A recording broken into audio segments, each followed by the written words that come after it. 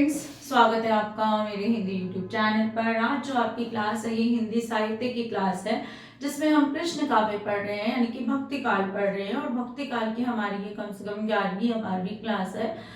इससे अगली क्लास तक हमारा भक्ति काल पूर्ण हो जाएगा। आज जो है हम कृष्ण काव्य के प्रमुख कवि जो है पूर्ण कर लेंगे, जिसमें आज हम पढ़ेंगे नंददास के बारे में और संप्रदाय निरपेक्ष कवि मीरा और रसखान के बारे में। सारी ही जो है बहुत इंपॉर्टेंट है, छोड़ना कुछ भी नहीं है। वीडियो को एंड तक जरूर देखना है और साथ बने रहना है। ठीक, तो नंददास जी जो है अष्टछाप के प्रमुख कवियों में आते हैं। वो आयु में सबसे छोटे कह सकते हैं, लेकिन इनका स्थान जो है एक उच्च स्थान माना जाता है। किस स्थिति में? जब इनके हम काव्य की बात करते हैं, यानी कि इनकी काव्य रचना जो है वो किसकी टक्कर की है? सूरदास जी की, या जो है परमानंद दास की टक्कर की है। ठीक है, सूरदास, परमानंद दास और नंददास, इनको जो है प्रमुख कवि माना जाता है अष्टछाप के। तो नंददास आयु में छोटे हैं, लेकिन इनके काव्य शोष्ठक के कारण जो है इनको एक प्रमुख कवि माना जाता है, इसलिए इन्हें कहा जाता है और कवि गढ़िया नंददास जड़िया, यानी कि इन्हें जड़िया कवि कहा जाता है। और ये बहुत ही इंपॉर्टेंट है, कई बार प्रश्न आता है अष्टछाप के किस कवि को जड़िया कवि कहा जाता है, तो नंददास को कहा जाता है जड़िया कवि। आप ऐसे भी याद कर सकते हो, नंददास, नंद नंद मतलब नंद, पति की सिस्टर नंद, जड़े उसकी मजबूत होती है ना, तो नंददास यानी कि जड़िया कवि कह सकते हैं। घर में जड़ें मजबूत होती हैं, जड़िया कवि किसे कहा जाता है? नंददास को कहा जाता है। ठीक है, इनका जन्म कब हुआ? इनका जन्म हुआ 1513 ईस्वी में। कहाँ पर? सोरो नामक स्थान पर, उत्तर प्रदेश में हुआ है। ठीक, इसके बाद जो है अष्टछाप में सूरदास के बाद नंददास का नाम आता है। ये मैं आपको पहले ही बता चुकी हूँ कि जब काव्य की भाषा शैली की बात की जाए या काव्य रचना की बात की जाए, तो इनका काव्य किसकी टक्कर का है? सूरदास की टक्कर का है। और यहाँ तक कि रचनाओं की संख्या भी सूरदास जी से ज्यादा है। ठीक है, किस कंटेक्स्ट में ज्यादा है? वैसे तो सूरदास जी की भी कई रचनाओं की 70 के आसपास रचनाओं की बात की जाती है, लेकिन मिली कितनी है? 3 मिली है, तो उस हिसाब से इनकी रचनाएं ज्यादा हैं। ठीक है, इनकी रचनाओं में जो है अनेकार्थ मंजरी, बार बार पूछा जाता है, क्या पूछा जाता है? अनेकार्थ मंजरी कैसा ग्रंथ है? तो ये एक पर्याय कोश है, पर्याय कोश जिसमें पर्यायवाची शब्द दिए जाए, यानी कि शब्दों के बारे में बताया जाए इत्यादि। ठीक है, मान मंजरी भी क्या है? पर्याय कोश ही है। इसके बाद सुदामा चरित, सुदामा चरित आपको पता है सुदामा जी के बारे में इन्होंने लिखा है, क्योंकि कृष्ण भक्त कवि हैं, तो कृष्ण से जुड़े हुए जितने भी व्यक्तित्व हैं उनके बारे में ये लिखते हैं। सुदामा चरित नरोत्तम दास जी की भी रचना है, याद रखना है। रस मंजरी नायिका वेद ग्रंथ है, इसके बारे में कई बार आ चुका है परीक्षा में, इसके बारे में भी पूछा जा चुका है। अनेकार्थ मंजरी अभी आपको बता दिया है। रूप मंजरी प्रेमाख्यानक काव्य है, और ये किससे संबंधित है? ये इसका नाम जो है हम किस में लेते हैं? सूफी काव्य धारा में भी इस रचना का नाम हम लेते हैं। ठीक, इसके बाद है विरह मंजरी, नायिकाओं के विरह का वर्णन किया गया है। ठीक है, प्रेम 12 खड़ी, प्रेम अच्छा, इसमें एक और खास बात है, इसमें 12 मासा का भी वर्णन किया गया है। ठीक है, प्रेम 12 खड़ी इनकी रचना है, इसके बारे में पूछा गया है। श्यामा सगाई बहुत ही इंपॉर्टेंट, श्याम श्यामा की सगाई यानी कि कृष्ण राधा की सगाई के बारे में। रुक्मणी मंगल विवाह काव्य है, यानी कि रुक्मणी जी के विवाह का काव्य है। भंवर गीत, भ्रमर गीत जैसे सूरदास ने लिखा है।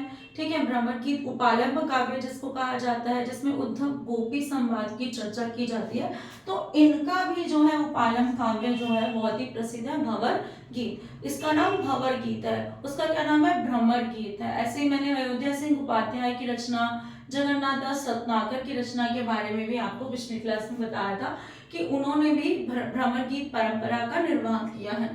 रास पंचाध्यायी बहुत ही इंपॉर्टेंट रचना है, अत्यधिक इंपॉर्टेंट कह सकते हैं। कृष्ण की लास लीला का वर्णन किया गया है। ठीक है, अब इसको जो है गीत गोविंद कहा जाता है, हिंदी का।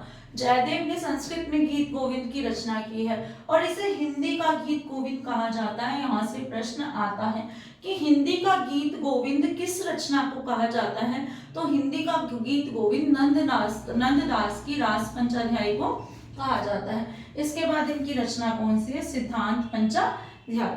ठीक है, तो ये इनकी प्रमुख रचनाएं हैं। कैसे मैंने आपको याद कराई कि नंददास को क्या कहा जाता है? जड़िया कवि कहा जाता है। जड़िया कवि कैसे बोला जाता है? जैसे नंद की जड़ें घरों में होती है, ऐसे इनको जड़िया कवि कहा जाता है। ठीक है, अब जो है अष्टछाप के कवियों में सूरदास के बाद किसका नाम आता है?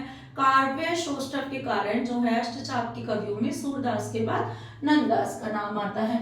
ठीक है, इनके रंच अनेकार्थ मंजरी, जिसमें अनेक अर्थ हो, इस शब्द में ही दिख रहा है अनेक अर्थ हो, यानी कि पर्याय कोश है। मान मंजरी, सुदामा चरित, रस मंजरी नायिका भेद ग्रंथ है। रूप मंजरी आपको पहले ही बता चुकी हूँ, सूफी काव्य से संबंधित रचना मानी जाती है। विरह मंजरी क्या है? नायिकाओं के विरह का वर्णन, 12 मासा का वर्णन कौन सी रचना में है? तो विरह मंजरी में। प्रेम बारा खड़ी इंपॉर्टेंट रचना, श्यामा सगाई बार बार पूछी गई है। यानी कि नंददास को जो है इनकी रचनाओं को हम छोड़ नहीं सकते हैं, इनकी रचनाओं के बारे में बार बार प्रश्न आते ही हैं। तो ये हमारे अष्टछाप के आखिरी कवि थे। नंददास के बारे में इतना पढ़ना काफी है। आप इन्होंने शिक्षा किससे ली? तो इन्होंने शिक्षा ली है विट्ठलनाथ जी से ली है। ये आपको याद रखना है कि ये जो है किसके शिष्य थे? विट्ठलनाथ जी के थे। जैसे अष्टछाप में 4 वल्लभाचार्य के, 4 विट्ठलनाथ के, तो जो है ये विट्ठलनाथ के शिष्य। दूसरी बात, इनके पिता का नाम कई बार पूछ लिया जाता है, तो जीवाराम इनके पिता का नाम है, जीवाराम। इसके बाद आ जाता है मीराबाई, संप्रदाय निरपेक्ष कवि। संप्रदाय निरपेक्ष कवि कैसे हो गए? जैसे हम भक्ति काल में काव्य पढ़ रहे हैं, निर्गुण और सगुण काव्य, जो मूर्ति को मानते हैं, जो मूर्ति में विश्वास नहीं रखते। अब ऐसे भी कवि हैं जो इन दोनों में ही नहीं आते। ठीक है, जहाँ तो उन्हें सगुण में रखा गया ना निर्गुण में रखा गया, लेकिन फिर भी वो पूजा कर रहे हैं कृष्ण की। ठीक, अब मीराबाई ऐसे ही संप्रदाय निरपेक्ष रूप में आती, क्योंकि उन्होंने निर्गुण सगुण दोनों की उपासना की है कृष्ण के रूप की, तो उन्हें संप्रदाय निरपेक्ष कवियों में रखा जाता है। अब मीरा के बारे में कौन नहीं जानता? मीरा और कृष्ण का नाम जो है अमर है, हम जानते हैं। जैसे राधा कृष्ण का नाम अमर है, ऐसे ही मीरा और कृष्ण का नाम भी अमर है। अनन्य भक्त जो कह सकते हैं श्री कृष्ण की कौन है? मीरा है। ठीक, मीरा जो है बचपन से ही उन्हें जो है एक कह सकते हैं खिलौने स्वरूप या जो है पूजा स्वरूप कृष्ण की मूर्ति लाकर दी गई थी, तो तब से ही वो उसे अपना कृष्ण को अपना पति मानती हैं। ठीक है, बचपन से ही। लेकिन बड़ी होती हैं, कहाँ पैदा हुई है? मेवाड़ में पैदा हुई है। ठीक है, पिता का नाम क्या था? इनके रतन सिंह था। अब जो है इनकी शादी होती है चित्तौड़ के राजा राणा सांगा के पुत्र भोजराज के साथ। ठीक है, भोजराज के साथ जो है इनकी शादी होती है, तो कुछ ही वर्षों बाद जो है भोजराज की मृत्यु हो जाती है। तो वहां पर इनके ससुराल वाले जो हैं इनको बहुत प्रताड़ित करते हैं, और उसके बाद जो है इनको सती होने को भी कहते हैं। लेकिन मीरा सती नहीं होती, क्योंकि वो कहती है मैं तो चिर सती हूँ, मतलब मैं कौन हूँ? चिर सुहागन हूँ। किसकी सुहागन हूँ? श्री कृष्ण की सुहागन हूँ। तो मीरा जो है सती होने से मना कर देती है। इसके बाद जो है उनके ससुराल वाले जो है बहुत प्रताड़नाएं देते हैं, जहर का प्याला इत्यादि कई आपने जो है ऐसे दृश्य कई बार देखे होंगे। तो ये जो है इनको इनके मायके बुला लिया जाता है। जब ये मायके में आती हैं तो वहां पर भी जो है युद्ध वगैरह की स्थिति होती है, इनका मन नहीं लगता है, तो ये चली जाती है वृंदावन आ जाती है। वहां पर इनकी मुलाकात जीवाराम जी से होती है, जो इन्हें जो है कृष्ण की भक्ति में और ज्यादा इनका मन लगाते हैं। उसके बाद ये पहुंच जाती है वृंदावन और अपना शेष जीवन जो है वृंदावन में बिताती हैं। ठीक, जब हम इनकी मृत्यु की, इनके जन्म की बात करें तो इनके जन्म के बारे में कई जगह अलग अलग कथन लिखे हुए हैं। मुख्य रूप से 1498 ईस्वी है। इनकी विवाह कब होता है? 1516 में इनका विवाह होता है।